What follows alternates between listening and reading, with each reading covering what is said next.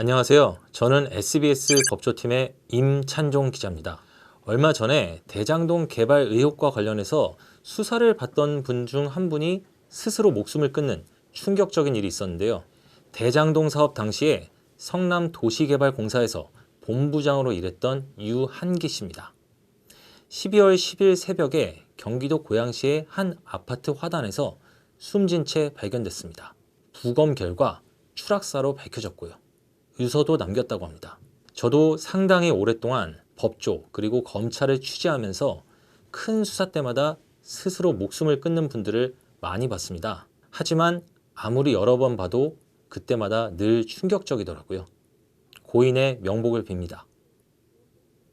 그런데 유한기 씨 사망으로 이른바 대장동 특혜개발 의혹 수사가 어려워졌다는 이야기가 나옵니다. 이게 기사를 보면 연결고리가 끊어졌다, 직권남용 수사가 어려워졌다, 이렇게 짧게만 나오니까 딱 와닿게 이해가 되진 않죠.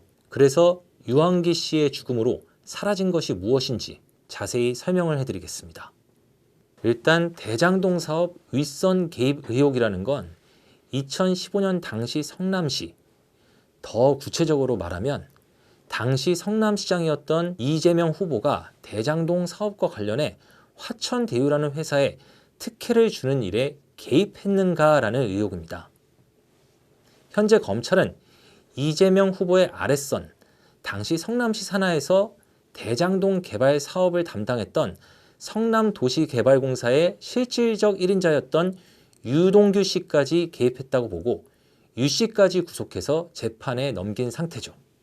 그러니까 윗선 개입 의혹이 사실인지 아닌지 밝힐 수 있는 경로는 유동규 씨에서 이재명 후보로 당시 뭔가 이어지는 게 있었냐, 이와 관련해서 유동규 씨가 어떻게 진술을 하고 당시 성남도시개발공사와 성남시 사이에 오간 문서에는 어떤 것들이 나오냐, 이런 걸 수사하는 게 일단 첫 번째이자 가장 중요한 경로라고 볼 수가 있습니다. 그런데 사실 이것 말고 두 번째 경로가 또 있습니다. 여기서 유한기 씨가 등장을 합니다. 유한기 씨가 수사를 받던 혐의 가운데 하나가 당시 성남도시개발공사 사장이었던 황무성 씨에게 물러나라고 압박을 했다는 혐의예요. 황무성 전 사장은 2015년에 유한기 씨가 압박을 해서 실제로 자기가 물러났다고 이야기를 합니다. 그런데 이 황무성 사장이 물러나면서 황무성 사장 밑에서 본부장으로 있던 유동규 씨가 아까 나왔던 사람이죠. 사실상 성남도시개발공사를 총지휘하는 상황이 됐거든요. 그러니까 황무성 사장이 사퇴하면서 유동규 씨가 성남도시개발공사를 장악하고 성남도시개발공사를 장악한 상황에서 유동규 씨가 화천대유 쪽에 특혜를 줬다는 게 일단 지금 검찰이 보고 있는 대장동 사건 특혜 의혹 구도입니다. 자, 그럼 뜬금없이 황무성 전 사장을 물러나게 한 실질적인 책임자가 있을 텐데, 그러면 이 책임자는 결국 대장동 사업과 관련해서 화천대유에 특혜를 주기 위해서 사전 작업으로 황무성 사장을 몰아낸 거 아니냐는 추론이 가능한 거죠. 자, 그럼 유한기 씨가 이 일을 한 거냐? 여기서 녹음 파일이 등장합니다. 유한기 씨가 자꾸 와서 물러나라고 하니까 황무성 사장이 당시에 견디다 못해서 이 대화를 녹음을 한 거예요. 그런데 여기서 유한기 씨가 사퇴 요구는 자기 혼자 뜻이 아니라 시장님 이야기라는 말을 합니다. 그러니까 황무성 전 사장 물러나라는 요구는 윗선 시장님의 뜻이라는 취지로 이야기를 한 거죠. 아까 황무성 사장 사퇴 요구한 사람이 결국 대장동 특혜 의혹 전반에 개입했을 가능성이 있다는 이야기를 제가 했죠.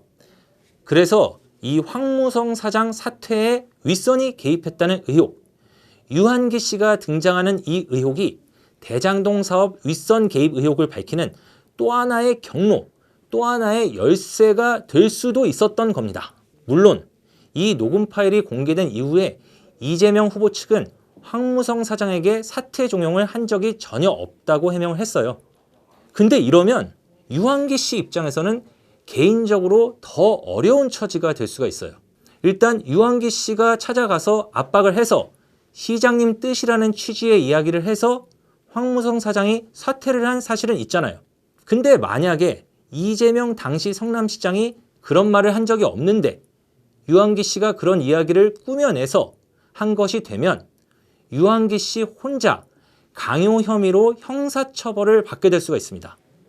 누군가에게 해악을 고지해서 의사에 반하는 일을 하게 한 거니까요. 근데 만약에 유한기 씨가 당시 시장님 뜻을 받들어서 그 뜻을 전달만 한 거라면 유한기 씨는 형사 책임을 면할 수가 있습니다. 하지만 이렇게 되면 그런 적이 없다고 말하는 이재명 후보 측 이야기가 거짓말이 될 수가 있죠. 그리고 이재명 후보 등과 관련해 시장으로서의 권한을 남용한 혐의, 즉 직권남용 혐의 수사가 진행될 수도 있습니다. 그러니까 유한기 씨 개인의 입장에서는 아주 어려운 선택의 기로에 선 거죠.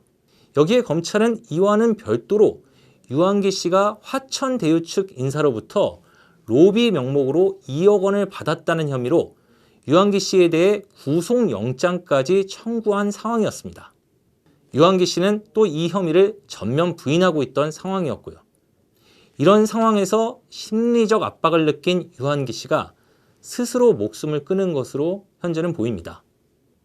그런데 이렇게 되니까 누가 황무성 사장 사퇴를 압박했느냐? 좀 더 나아가면 대장동 개발 사업에서 화천대유 측에 특혜를 주는 일에 걸림돌이 됐던 인물 제거 작업을 책임진 사람이 누구였느냐? 이 진상을 규명할 핵심적인 연결고리가 사라진 걸로 볼 수 있습니다. 유한기 씨 개인의 행동이었는지 아니면 윗선이 개입한 행동이었는지 규명하기가 굉장히 어려워진 거죠. 게다가 이 황무성 사장 사퇴 압박 의혹 사건의 공소시효, 직권남용이나 강요의 공소시효가 내년 2월까지였거든요. 내년 2월이면 대선 바로 직전이죠. 따라서 이 사건은 검찰이 아무리 뭉개고 처리를 연기하고 싶어도 누구의 책임인지 늦어도 내년 2월까지는 결론을 냈어야 하는 사건이었습니다. 그런데 유한기 씨 사망으로 결론 못 내고 흐지부지 될 가능성이 매우 커졌죠. 돌아가신 분은 말이 없습니다. 하지만 제가 오랫동안 법조 영역을 취재하면서 느낀 점이 있는데요. 시간이 지나도 진실은 드러난다는 점입니다. 예를 들어서 박근혜 정부 때도 김영한 민정수석이 세상을 떠났지만 그분이 남긴 업무 수첩이 나중에 공개돼서 국정농단 사건의 진실을 밝히는 데 큰 역할을 한 적도 있습니다. 이 사건의 진실이 무엇인지는 아직 누구도 명확히 알 수가 없지만 고인의 안타까운 선택에도 불구하고 언젠가 어떤 형태로든 진실은 드러날 거라고 생각합니다. 그럼 또 다음 기회에 뵙겠습니다.